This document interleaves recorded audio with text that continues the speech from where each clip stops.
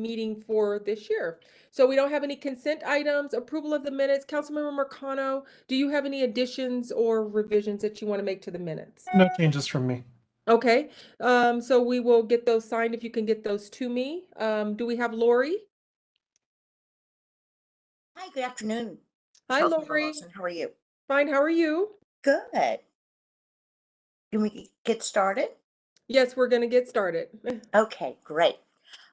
So Congress, congressional leadership agreed to the top line numbers for the final appropriations bill, which is great news. As a reminder, that's where our two earmarks are. There's one for MLK Library, and the other one is for replacing some water main lines for rural water.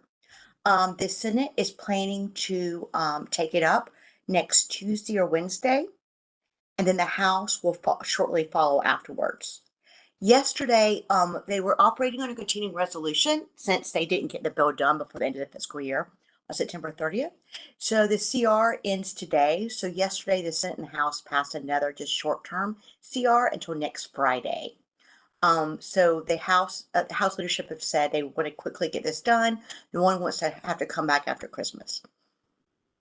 So as soon as the bill is done, I'll send it over to Emma Roberto, so you can see your earmarks in there.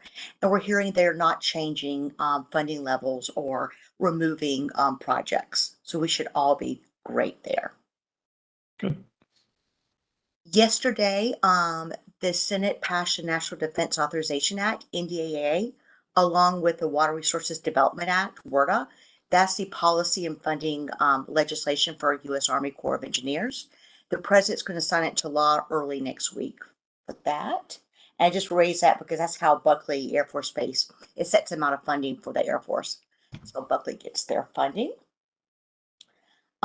They are going to come, Congress is going to come back, not come back, for the new Congress is going to start January 3rd. And the Democratic on the Senate side is 51-49 with the recent Warnock win and the runoff election. That means the vice president will not be required to do the tie break, a tie break and vote, like she was before. It also means before the committees were evenly split, Republican and Democrat, but now that the Democrats are in control, they will have additional members and additional staff in each of these committees. This would help them get legislation out quicker and also nominees as well out of the committees. But other than that, nothing else is really going to change. On the House side is very interesting. You probably seen the news that Leader Kevin McCarthy still doesn't have the votes to be Speaker next year. He, with such a tight majority, he can only lose 4 members, and 5 right now have said they're in opposition to him. There's not really heir apparent to him. It could be Scalise perhaps, but it's sort of a little nuts over there at the House. And I think they're going to have difficulty getting things done next year with a very, very slim majority. So it'll be interesting to see how it all plays out in early January.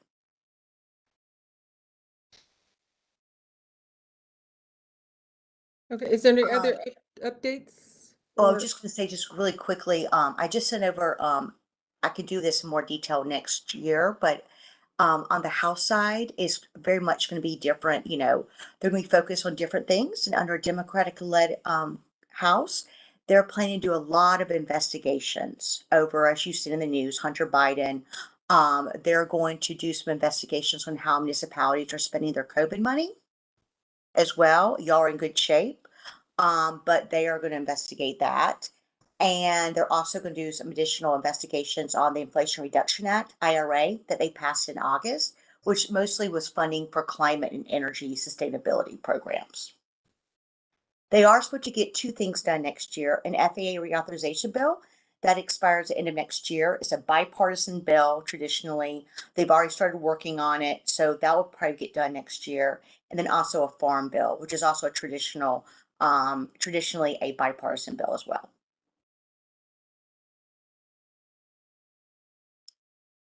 The House Republicans are allowing earmarks, which is great. We weren't sure that was going to continue. So I'm working with Roberto and Emma to get together a list for next year. That process will start probably next March. and filling out our forms and working with our delegation.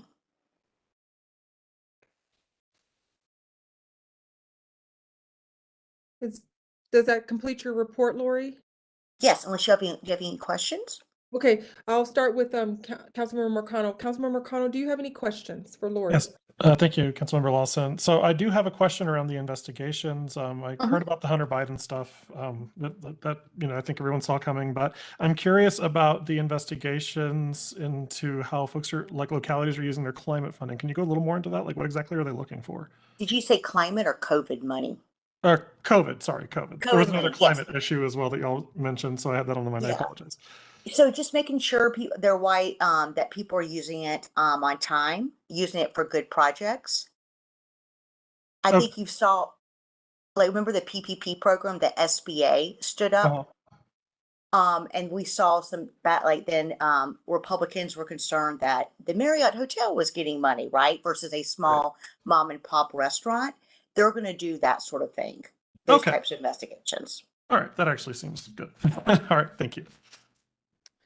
And Lori, for me, I know that when I was at the National League of Cities, and I actually talked to Roberto about this, is the thriving communities. I don't know if the city did do an interest letter. I'm hoping that they did, at least to just put our name in there, to just say that we are maybe possibly interested in that program.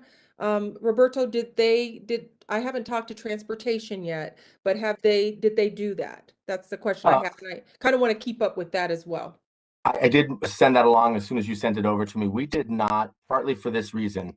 It's a technical assistance grant is generally what it does. And we had already had in place a group that is doing technical assistance for us, HDR, another firm that was already working with the city staff to try to work through what kind of projects we wanted to have. So we didn't really have the technical assistance needs that's outlined in the thriving communities. Now, there could be a partner out in the community if it does come back for another funding cycle that we could identify to do it. But because it's only a technical assistance grants, we did not pursue it. We were more focused on capital projects, capital infrastructure needs. So that's why, but we have it. It's on our list. Lori has it on her spreadsheet in terms of all the programs that we want to keep, in terms of if we have a project that's matching and or a partner in the community that wants to work and pursue it, that we will explore it. So we have it. It's in the hopper, and so I just want to let you know that they did take a look at it.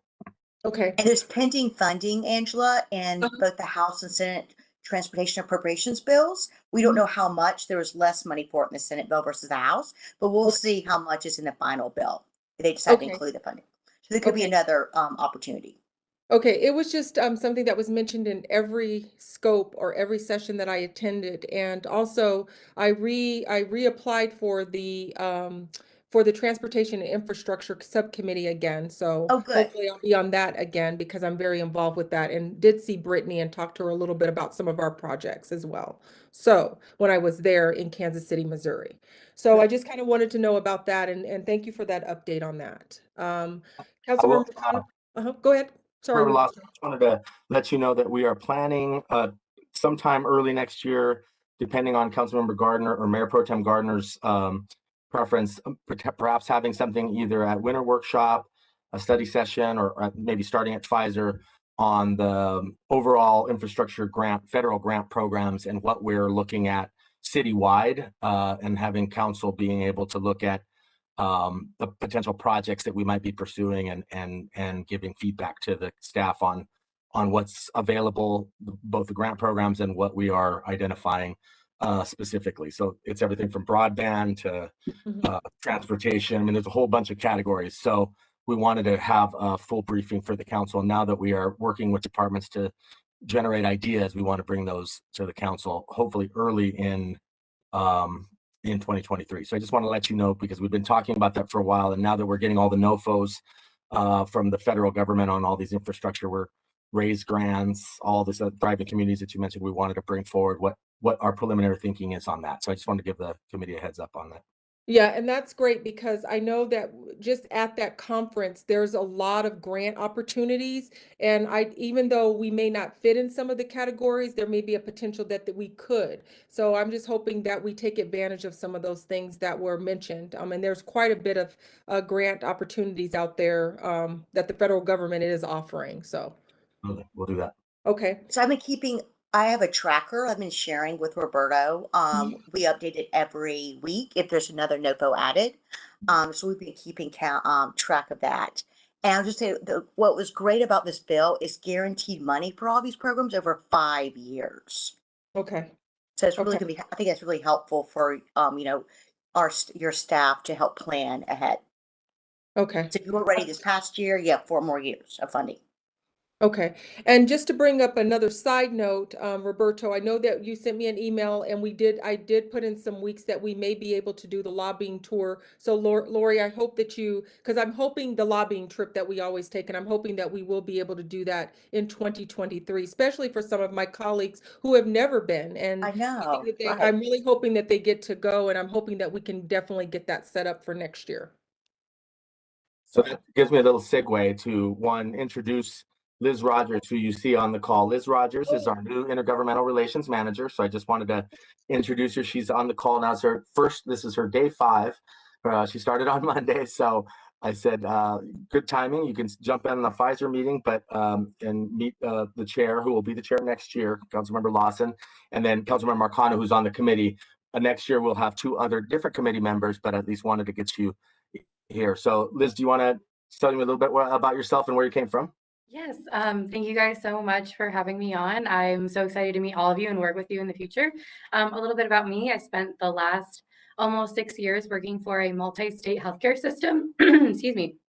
And in that role, I've done everything from local government to state government to federal work, as well as state and federal regulations. So really have been able to get a full breadth of experience of all things government. And so with that experience and knowledge, I'm looking forward to helping further the city's goals in those areas. Okay. Well, welcome, Liz. And I'm sorry, I did see you on the screen, and sometimes I'm just used to getting started, but welcome. And I look forward to working with you, personally, and just kind of on this committee, on committee things that we do. So welcome. Thank you so much. I'm looking forward to working with you and everyone else. And one of the things that the first priority and why I brought it up is one of the first things that Liz is going to be working on is a lobbying trip. And so she provided some dates in February, and I wanted to give those to you, Angela, and then Councilmember Marcano as well. And then we'll socialize it as we start planning and locking down logistics. But the Senate and House have their calendars out, and it looks like February 7th through the 9th or February 28th through March 2nd. That's that Tuesday to Thursday kind of rhythm that we've had in the past before the pandemic. Seems so long ago now, but just wanted to throw those 2 weeks out as possibilities that when both in the House and Senate are in session. And so we'll get you more details, but please put a placeholder on that Tuesday to Thursday in each of those weeks, February 7th through the 9th and February 28th through March 2nd. And Liz will start working on logistics and exploring and planning the trip with Lori's help, and be updating the Pfizer committee, the rest of council. And Roberto and Liz, just a procedural question on that. Okay, so you gave the committee the dates. I guess you'll figure out like how to do a pool, something to get out to the other council members to see which ones of these days or these weeks, or not weeks, but these couple days would be adequate for them. I just want to make sure that we get there before the spring break, because I know that the schools have spring break in March. But for me, these days might be adequate. So do you have a procedure or process that you're going to do that? Or are you going to do like a polling, or are you just going to reach out to council members just to see who can go? I think with this one, Congress drives the dates, right? So it's one of those where if they're both in session, these are the 2. I think Okay. we'd rather go earlier rather than later. Yeah. So I'm going to kind of just work with Lori to figure out which of these 2 are better, and then just throw that out and see, not necessarily if it works for them, if it does work for them, but also just more just interest. And obviously on these trips, we like to have the mayor on the trip. So we want to work with him to make sure that one of these 2 weeks work for him to go out as well. So once we kind of lock that down with him and his schedule, then we'll throw it out, I think, via email to council members to see who's interested in attending. That would be my suggestion. Okay. Councilmember Morcano, do you have any thing that you might want to add on regarding the lobbying trip? No, so I guess I just have one question for clarification. So I've never been on these trips. So Roberto, you mentioned that the earlier the better. So is your inclination more towards that window on the 7th and the 9th? No, just that one of those 2 days, like February rather than March, April, May, June. So Sure. yeah, either one of those dates in February work better. Is what I meant. Once you start getting Gotcha.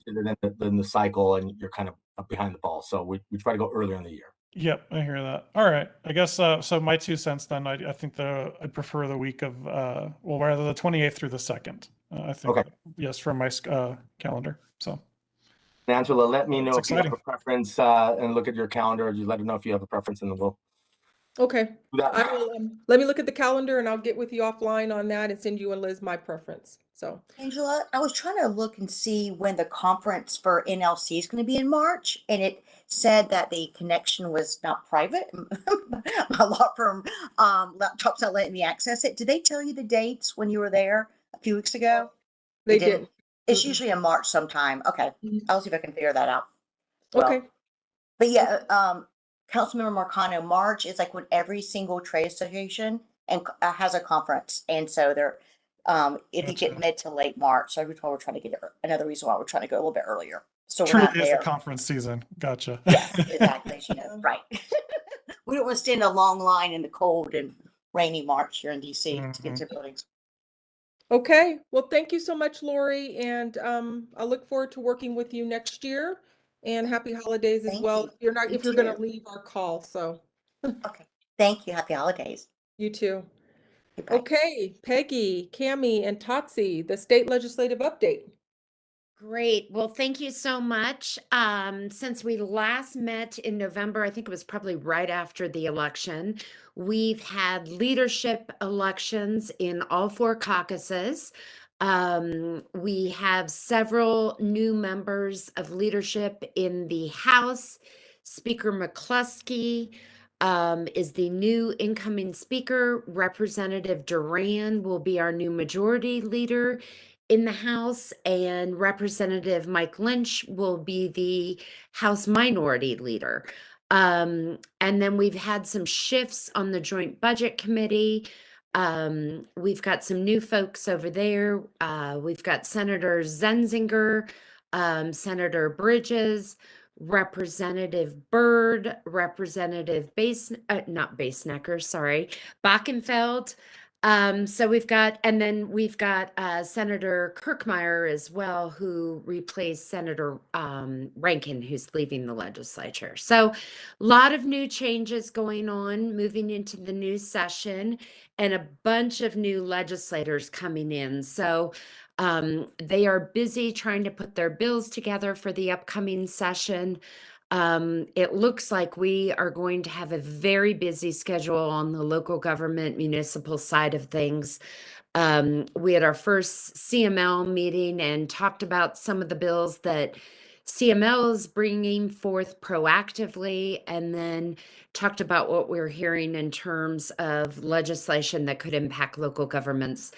In terms of proactive legislation, the bill that we've been working on the feasibility of modernization for municipal courts, that bill is likely to move forward. We've gone around with several drafts of that bill, and I think it's in pretty good shape right now. We had another meeting this morning about it.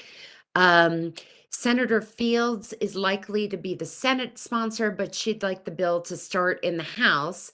So we've got a couple options over there that we're working with, including Representative Snyder, who would be a great sponsor, and he's on Judiciary for the first time this year.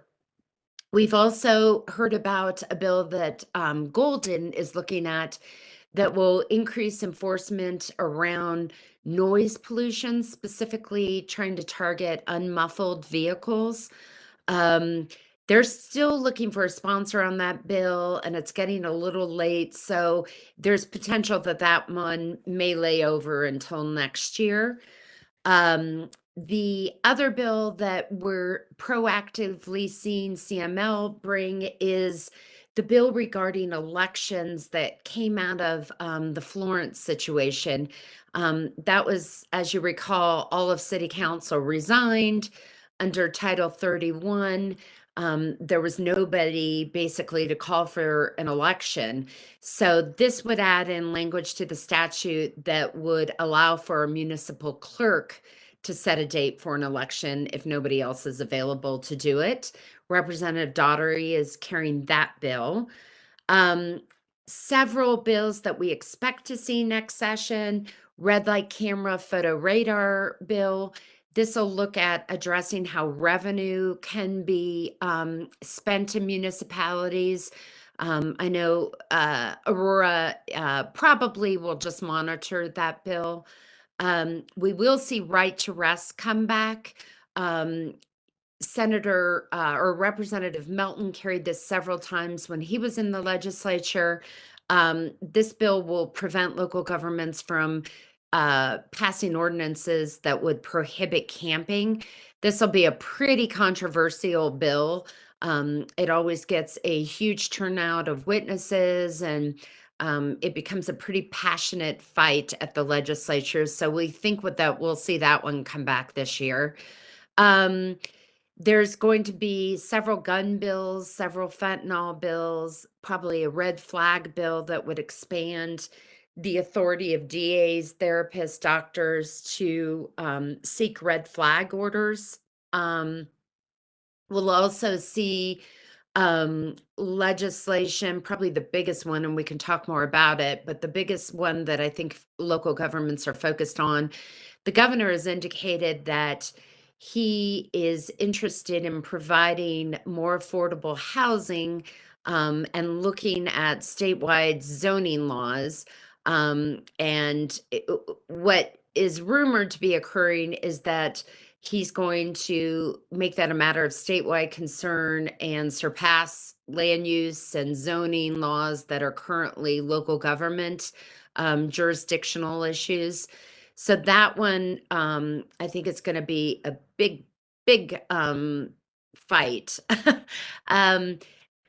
It's interesting to me that he has not brought in CML or mayors or some of the local government entities to discuss it, or to see if there's some compromise areas that we can work on it.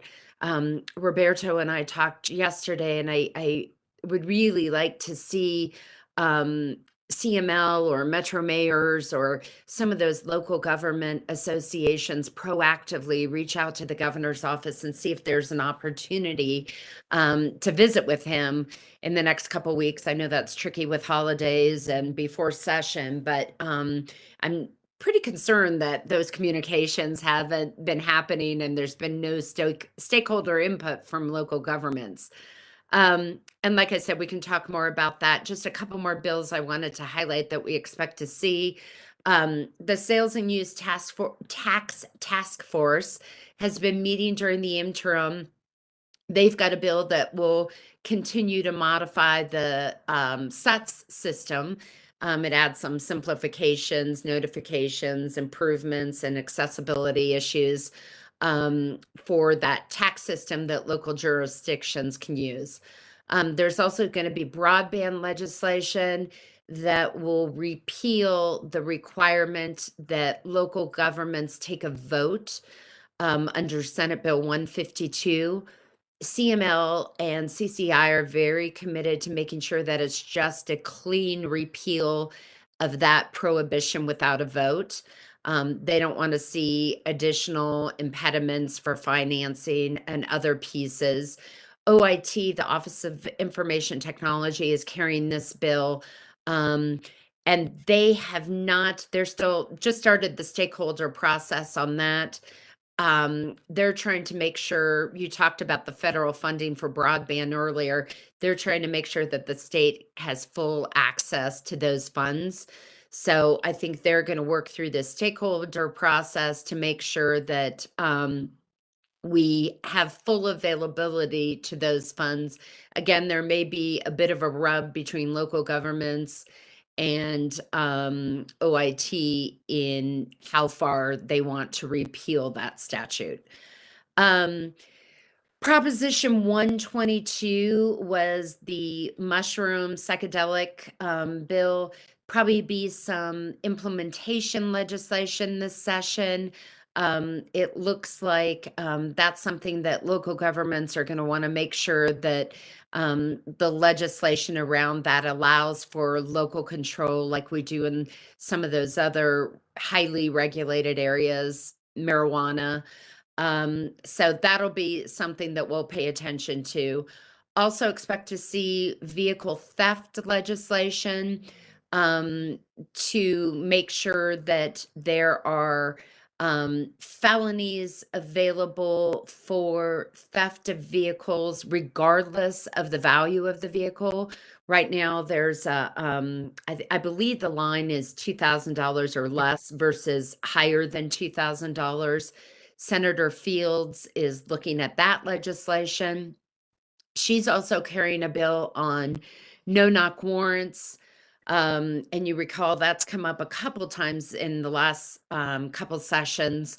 There's been a task force that reached consensus recommendations. It sounds like she's interested in going beyond those recommendations.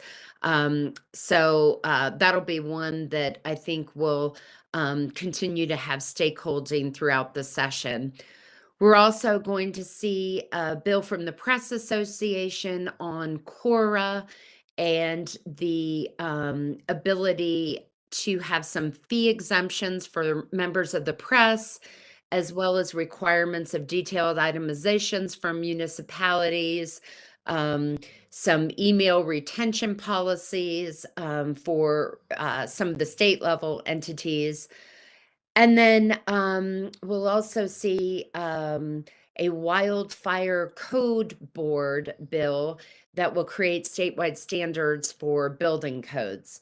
It's a little bit vague right now, so that's another one that we'll probably work with other municipalities on to tighten up some of that language. So those are some of the things we know right now. I really do think it's going to be a very, very busy legislative session with a lot of issues coming down. So we'll keep you posted as those bills get introduced. We start officially on January 9th, and we should see some of those introduced in the first couple days of that week. Okay, I'll let Councilmember Marcano go before I do. Councilmember Marcano, do you have any additional questions or comments regarding Peggy's summary of the upcoming legislative session? I do. I'll be as brief as I can here. No, that's fine. There's a lot. Yeah. That's fine. That's why we're here, so take your time. All right. So with the Right to Rest Act, I'm wondering if the conversations that have taken place so far have maybe explored requiring jurisdictions to actually provide ways to get people off the street as opposed to just allowing them to be on the street or in public places. Is that any part of the conversation that you're aware of that's taken place so far? I think part of that is I have not seen an official draft of the bill. I think there's a potential that is part of the discussion. My understanding is they're kind of basing it off that legislation that was introduced several years ago, and using that kind of as a basis to start from. But I haven't seen a new draft of it, so I'll send that off to you guys as soon as I get a copy of it. Yeah, that would be great because, really what I'd like to see is a bill that will sweep people into housing and supportive services as opposed to allowing them to just exist on the outside. Because we already know that the sweeps that we're doing here in Aurora, that Denver's been doing for a decade, aren't changing anything and they're just costing us a bunch of money. So I'd rather us solve the problem. So the right of first refusal for multifamily residential property, this one I'm really interested in. Can you provide any more detail in terms of will there be potentially like financial supports for localities to do this? Because it's one thing to give a public entity the ability to do this, but the means I think is also going to be important as well. So is that part of the conversation that you've been aware of? Yeah, and I think that's part of the larger conversation. You know, we've got a huge influx of funds that have come from the federal government in the last couple of years. I think there's going to be a strong review of how those funds are being used and allocated. 123 just passed at the ballot box in November. I know there's kind of mixed reactions as to Yeah. whether that will do much to be helpful. Um, and then we've also got additional potential funding from, I think, several other sources, and then part of this governor's conversation that's going on, you know, whether that's zoning or water fees or all of those things I think are on the table. So it's one of those that I think there are no solid solutions that have been determined at this point, but I think all of it is part of the conversation. Okay, I'm just glad that that's being considered. With regards to the Cora reform, I see that CML is in opposition, and I guess our existing direction has been to oppose these kinds of regulations. So, is there a means, or part of the conversation here to actually support municipalities to be able to be more transparent, to abide by these revised requirements, or is it still more or less an unfunded mandate? You know, I think that's a good question. I think part of the concern is they're definitely willing to have the conversation around transparency. I Mhm. think the concern comes when and I know we've had this conversation with departments within Aurora as well.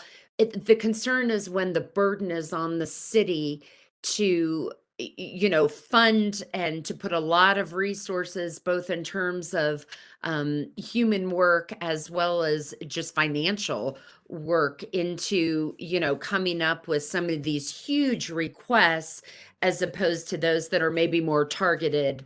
Um, so I think, again, I have not seen a draft of that bill from the Press Association, but I think if it's primarily focused on transparency, that's one thing. I think when it creates a larger financial burden on the municipalities, that becomes a little bit more of a concern for organizations like CML and some of the other municipalities. Yeah. Understood. So I'm wondering, has the conversation on this issue touched on, I guess, the lack of standardization when it comes to public sector records keeping and, records management as well? Because I suspect that that plays into different jurisdictions, financial burdens, in getting, records requests ready to, responded to. So has that been part of the conversation?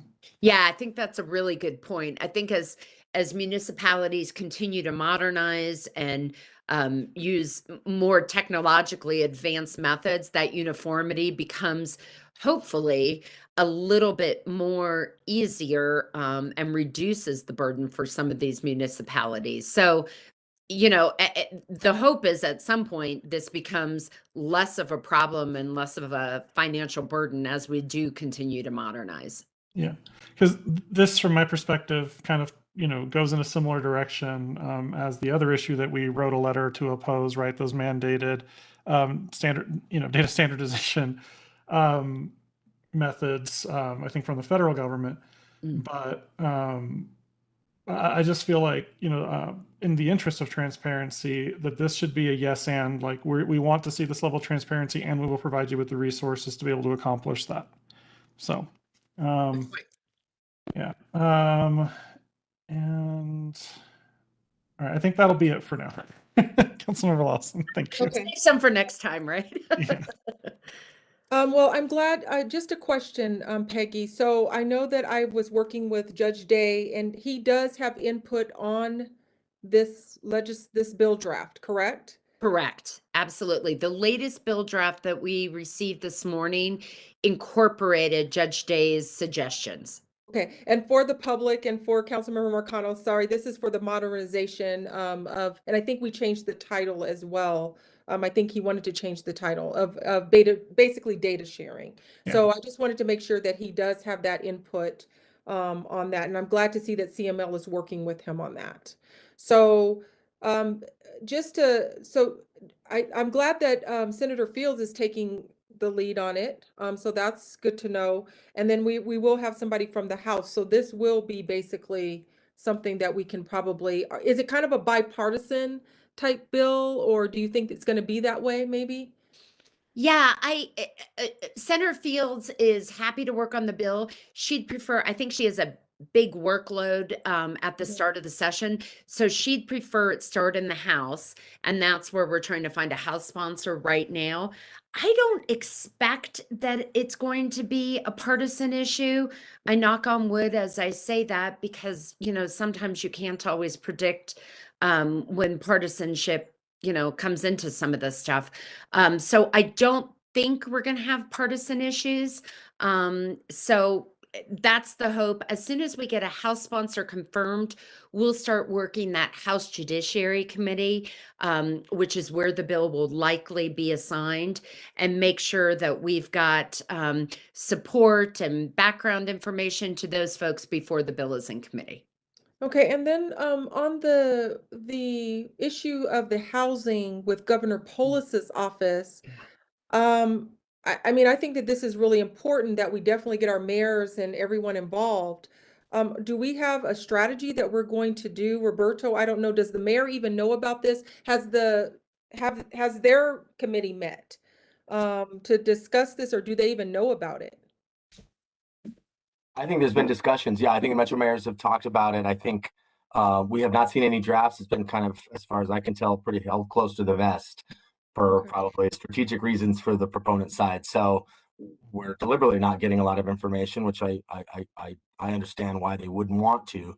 I think what we need to do very quickly is, like Peggy said, have CML request a meeting at this point. I know the governor met with it sounds like environmental folks, environmental stakeholders, maybe some oil and gas companies and some others. And so it may start, if he's meeting folks, you know, I think it's appropriate to ask for a meeting, and all he can say is no. But I think, yeah, I think as a council, we probably should, it's kind of hard without having any language, right? We're not really reacting to something specific. And so it's hard to be able to really get into detail right now. But I think the idea would be to brief the council and the mayor, the Pfizer committee first thing when the session starts in January, request a meeting prior to, obviously. I know that the mayor talks to the governor quite often on a lot of topics. They set up phone calls. So I was thinking about putting that on the mayor's call list if he wanted to raise that and ask for a meeting either on behalf of Aurora or on behalf of CML to be able to do that, or a group of mayors be happy to facilitate and get a group, see if he's open to that. So that would be my thought. But given that they haven't offered and we haven't seen any drafts, I want to be pushy about it, but at the same time, I'm not expecting them to be open, but all they can say is no at this point. Okay, and then there's also something, and I hope Deputy Chief Hildebrand is here. I see him on the Zoom call. Deputy Chief, are you here? Okay. Yes, I'm here. Yes, I want to bring up something too that I would also like to bring to our state lobbyists, you, Peggy, and Cammie and Tatsi, and also maybe we might need to have a conversation with the governor as well. And I'm going to let Deputy Chief Hildebrand kind of expand on what we're talking about, and something that we found out from the National Public Safety Partnership that we attended this past week in Tulsa, Oklahoma. So Deputy Chief, can you kind of give that overview? I wanted to give you a few minutes, and just based on that discussion, it's something we might want to get into the pipeline with the governor's office as well. Yes. Recently we were at the Public Safety Partnership, and one of the initiatives we're moving forward within the agency is really taking a proactive approach with youth violence. I know Councilmember Lawson was instrumental in getting funding for the Youth Violence Prevention Program on the city side, and from the PD side, we are a partner in that, not only from a prevention intervention side, but an enforcement side. We are looking at potentially doing a group violence intervention model or focused deterrence model. Part of that model requires that we have resources in place to offer to families, youth, or individuals that are involved in violence to get them off the track of their potentially violent behavior. And then the other side of it is if we're going to offer all these resources, we need to be able to hold people accountable when they decide not to take these resources and decide to continue criminal activity and violent criminal activity. One thing that came to light, I met with DA Kellner and then DA Mason within the last week, is the reduction in juvenile bed space, both in Arapahoe County and in Adams County, and this is statewide. My understanding is in 2017, and it's a Senate bill that caps juvenile bed space within the state. I think in 2017 we had roughly 450 beds available throughout the state for juveniles that had been arrested and were in pretrial status, so they were awaiting their to go to trial for their charges. What's happening is those bed spaces have reduced from 450 in 2017 to, I believe, somewhere 2018, 2019 down to 327. And most recently, to date, we have 215 beds throughout the state to house juvenile offenders. This is important because there's currently 36 beds in Arapahoe County and 17 beds in Adams County. And the way this works is we know we're having a youth violence problem. The problem with the reduction in bed spaces is that every week the DAs meet with their staff and they have to determine who's the least violent out of the group that they're going to release back into back into the community. And typically they're released back to parents' oversight. As we know, sometimes the parents aren't the best in controlling their child's behaviors. So we're releasing them potentially back into a dangerous situation where they have a high likelihood of reoffending, and we are seeing that. We are seeing juveniles that are on ankle monitors that have been released back into parents' custody that are facing multiple violent criminal charges, and they are committing crimes where people are losing their lives or seriously injured. So it's a huge problem, not only for we feel from the PD's perspective that is something that we think needs to be addressed. I know DA Kellner is taking a position on this. I've heard that there are some other city leaders throughout the state that are taking a position on this to hopefully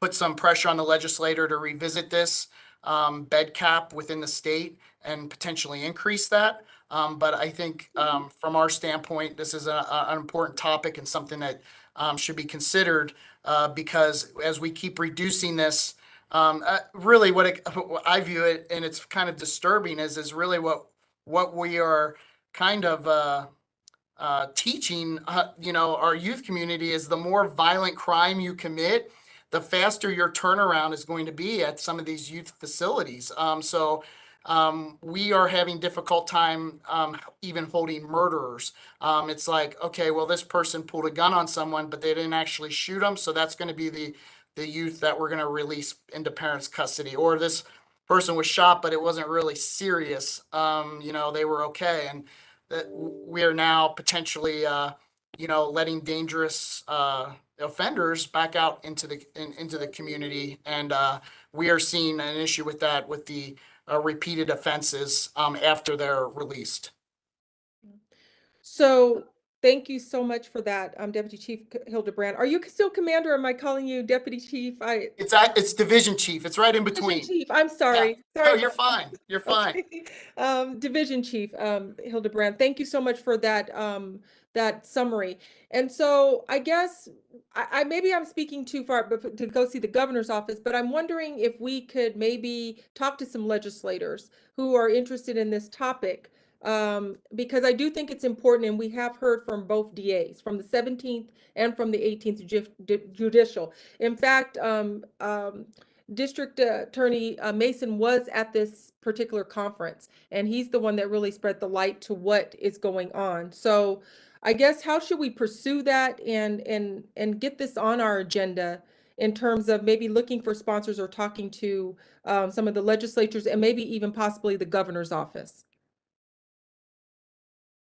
So I can jump in if you'd like. Yes, Roberto. But the suggestion for me would be to put together a proposal in terms of what we're looking for the Pfizer committee to consider first thing your first meeting in January, and that would include a strategy of who the allies would be on this. So the DAs, that association, chiefs of, the Chiefs Association.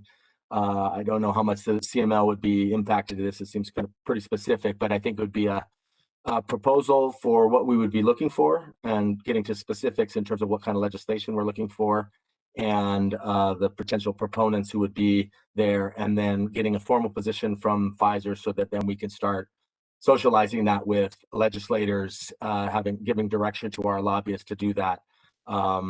This is a tricky issue, and that traditionally kind of the schools to jails pipeline and being very sensitive to that issue is also a dynamic at the Capitol we have to be sensitive to. But I think if we can put together a proposal that really is addressing what the current state is, so we're not talking about folks who are in school. We're generally talking about folks who are exhibiting really violent behavior that's beyond just they had a fight on the schoolyard.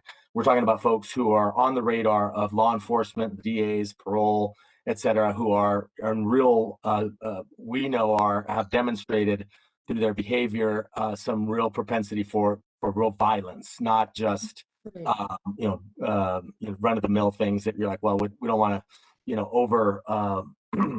over prosecute or be too heavy handed.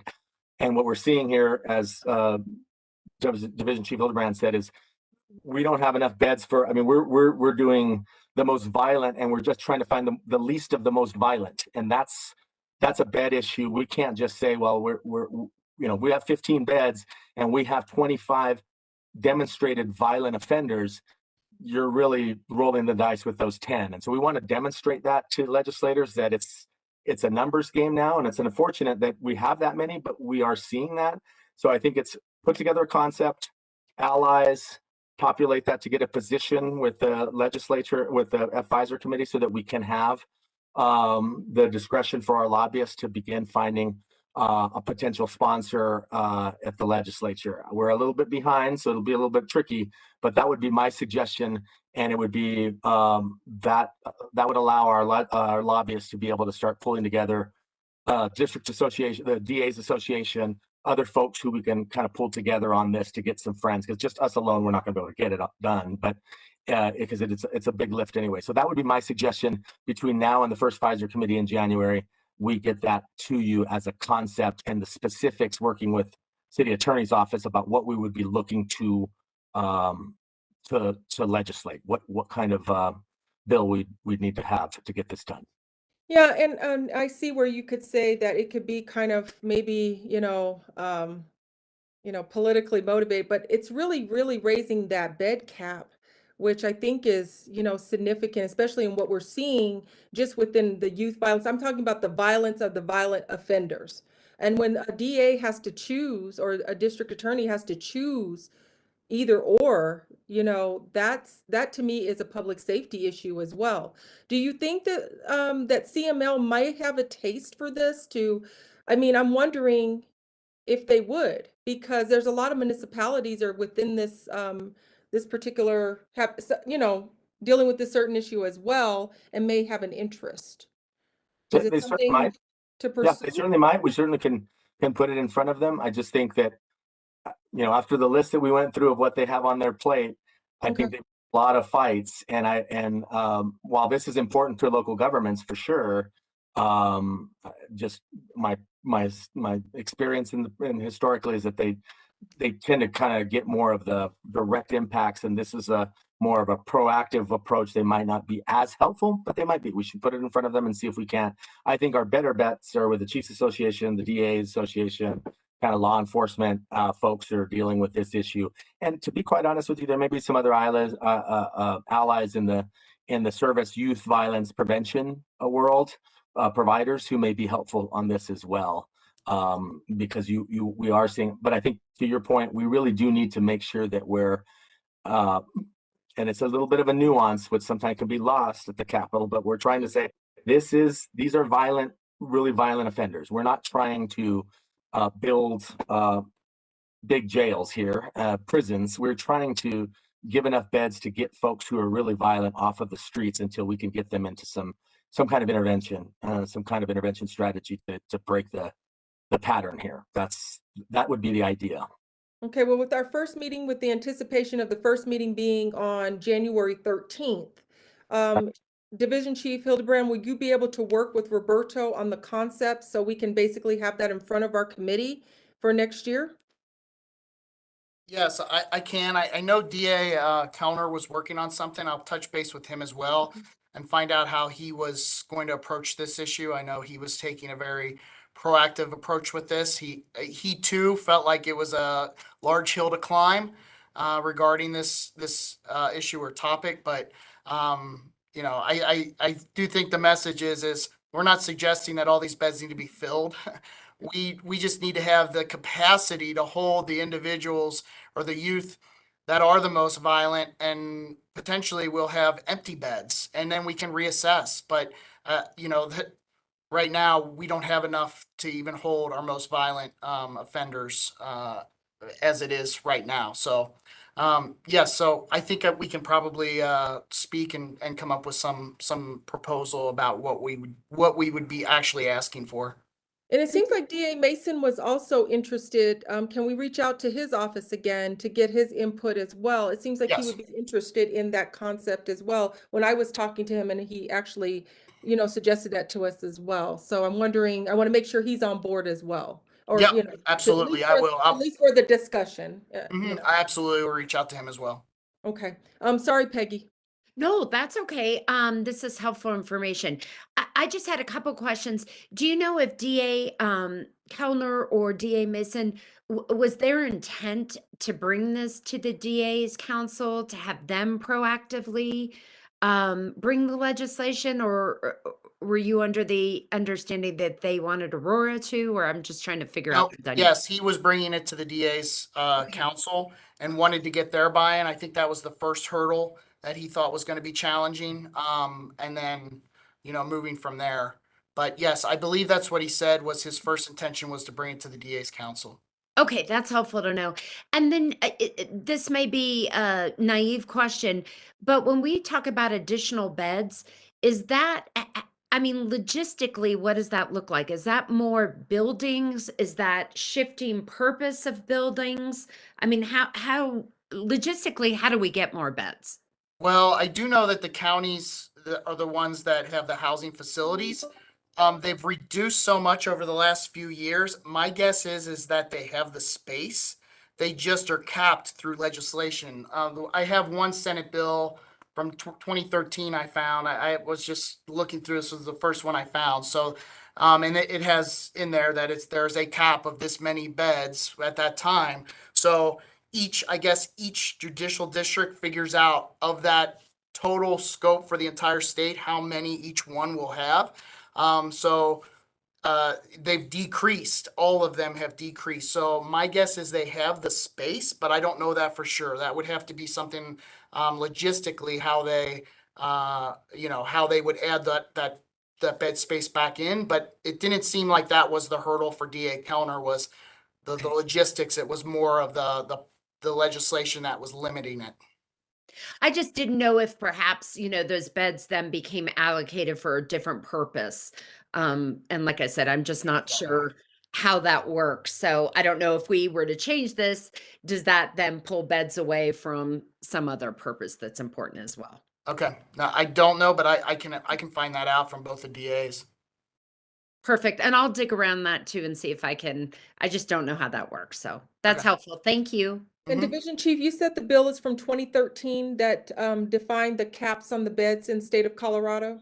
Well, I was just Googling it and tried to find out how that legislation works. And I found one from 2013. My guess is they're additional because at that time it was around 400 is what the cap was. So I don't know. Over the years, it can increase and decrease depending on the legislation. But this one was signed by the governor in 2013, and it says juvenile detention bed cap is what it's actually titled. But it's under a changes to juvenile corrections programs resulting in cost reductions. And then the bed cap was the first item under 19.2.1201 was the number attached to it. Okay, and Roberto gave us his, his framework of how we should pursue this. Peggy, do you have, or Cammie, do you have any additional advice?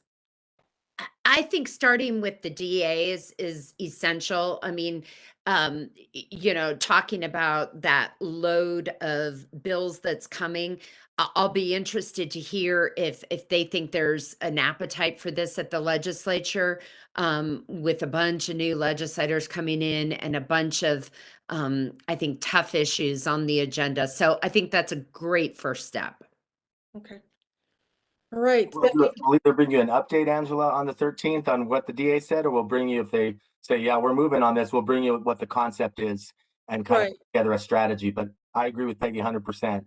If we don't have the DAs behind us, and if we don't have, we wouldn't be able to make this happen. So let's start there, and then we'll get back to you in the first meeting in January. Okay, and sorry to bring up a new issue, but I think just from at that conference, I thought it would be important for Division Chief Hildebrand to just discuss it and just see. So, that again, that's the first step, and then we can kind of go from there. So, Councilmember Marcano, we had a lot of discussion. I know you weren't at the conference, but do you have any questions or comments about the discussion that we just had on the cap on the beds regarding? Nothing to add at the moment, but I'm interested in following how that evolves.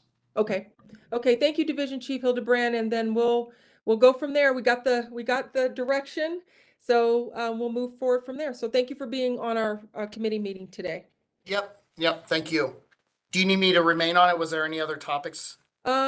There's none, but do you have anything else from Chief Association, from the chief himself, or that we No, can I discuss? as of right now, no, I don't have anything that I'm aware of right now. I Okay. haven't really sat down with the chief and discussed the legislative issues and positions or anything. So at this time, no, but we will get up to speed. He's out of town for a week, and then we'll be back, and we'll make sure that he's prepared coming up in January for anything that comes up.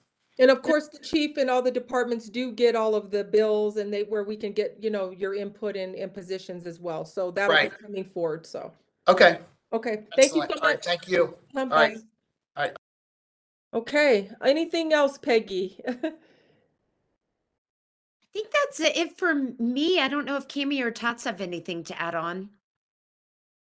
I would just say, and I'm sure Peggy and Tatsi have shared it, that the committee assignments were also released this week, which is helpful to kind of know how those have all stacked up. Okay. Totsi? Hey, good afternoon. I'm sorry I was late. I don't have anything right now because I don't know what was said before. Okay. I don't want to waste anybody's time. Okay.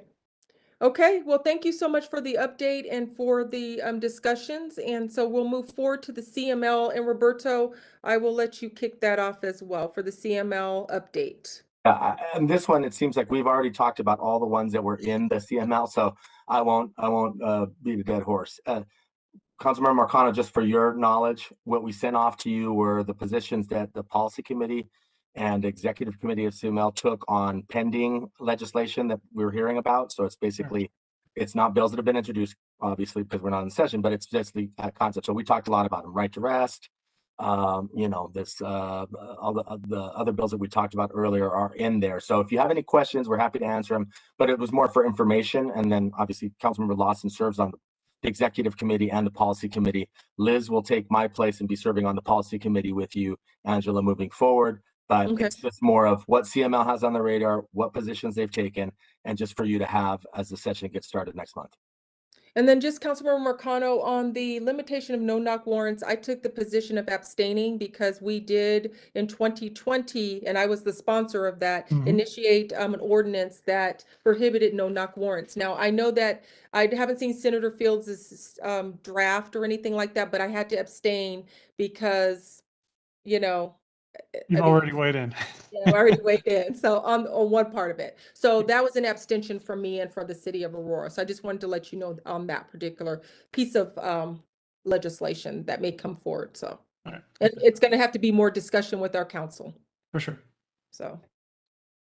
Okay, do you have any other questions, Councilmember Marcano, just on this particular CML summaries on things that we discussed at the policy committee as well as the executive board? No, I think I said my piece a little earlier, so. Okay, Thank you. okay. All right, so we'll move on. Water update, and the committee did receive a letter that we want to actually forward. So we have Jep here. I don't see Kathy. So Jep, you're going to be presenting on this. Can you provide a little bit of a summary, and then we'll move forward on this request? You're muted. How about that? I hear you. All right. Madam Chair, thank you, and members of the committee. Kathy is not able to join today. Are you guys getting feedback? No, I can hear you fine. No, okay. The request is very simple. The Colorado Commission on Uniform State Laws has a proposed model bill known as the Uniform Easement Relocation Bill. It was a bill that was introduced last year by Senator Bob Gardner from Colorado Springs. At that time, Aurora, the Farm Bureau, Northern Water, other groups all were advised by legal counsel that it was a real problem to adopt that uniform law in Colorado because of the complicated nature of water law in Colorado. We were successful getting Bob Gardner to kill that bill before it was heard in committee. The bill has now come back. The commission heard the bill on, I think, December the 9th last week, delayed or postponed action on it until January the 14th. The ask of this committee is for Aurora Water to again work with those opponents of the bill and importantly put Aurora Water's name on the Colorado Water Congress letter that's being circulated and will be sent to the commission prior to their January 14th meeting.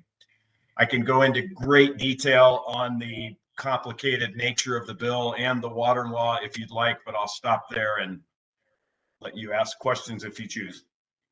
This committee, we did read the letter. I'll go to Councilmember Marcano. Councilmember Marcano, do you have any questions? And then the next ask is, do you support the water department submitting this letter? Yeah, I don't have anything to add, and yes, I would support. Okay, and I don't have anything to add either, Jeb. And I also support the letter as well. Great. So thank you so much for presenting. I appreciate it. Thank you all.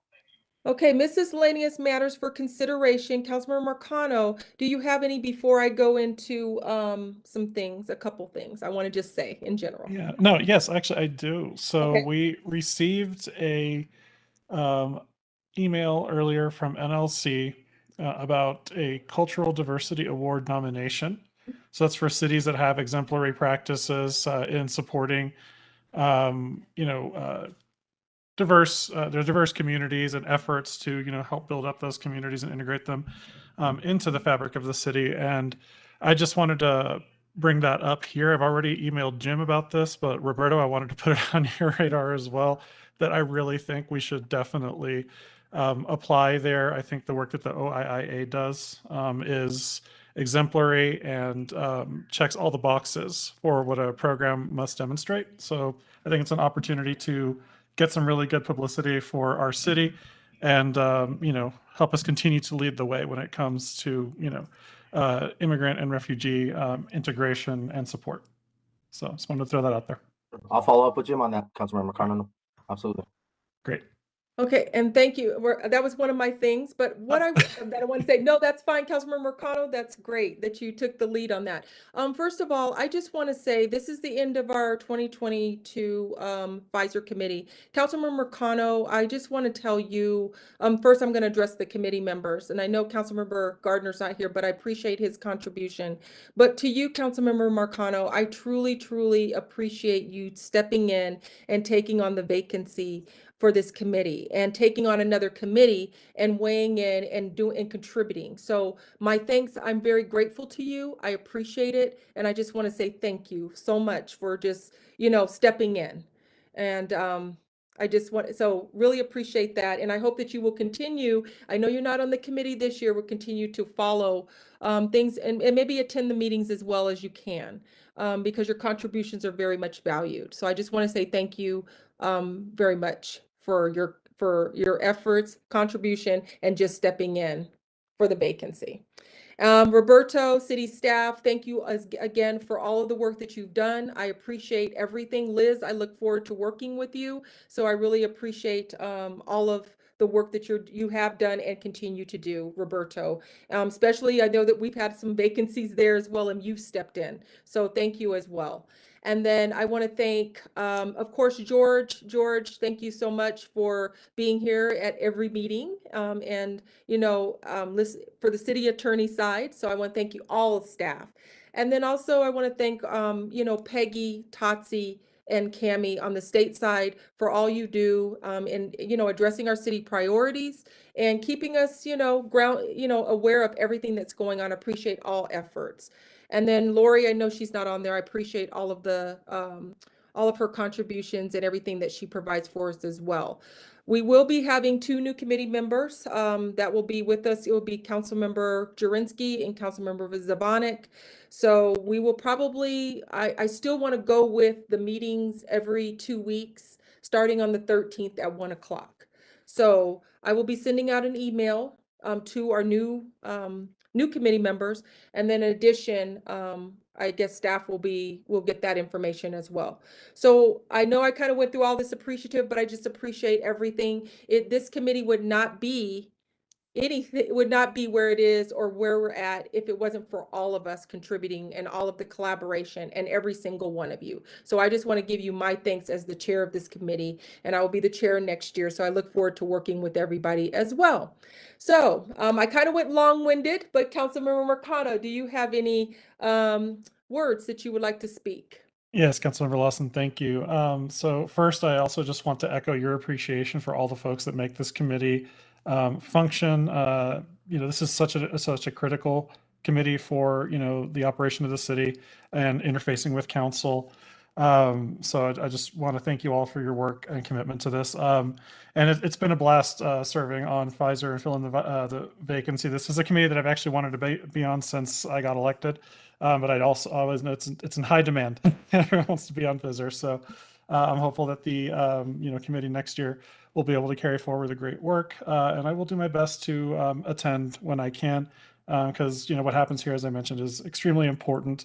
And I think it's really, really critical that we work closely with our counterparts in the legislature, at the counties, and with our federal representatives as well, to ensure that we're doing everything we can to make Aurora a great place to live.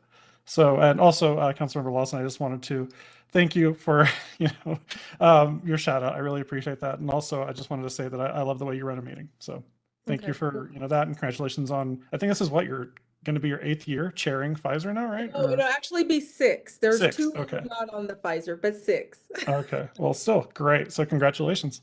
Thank you so much. Yep. So with that being said, if does anyone else would like to speak before we conclude? Okay, well, happy holidays, everyone, and looking forward to another busy 2023 session, but with some great people, so I know that we'll be successful. Thank you. Happy holidays to you. you. Thank All right. you. Take care, everybody. Everybody. Bye. Thank you. Happy holidays.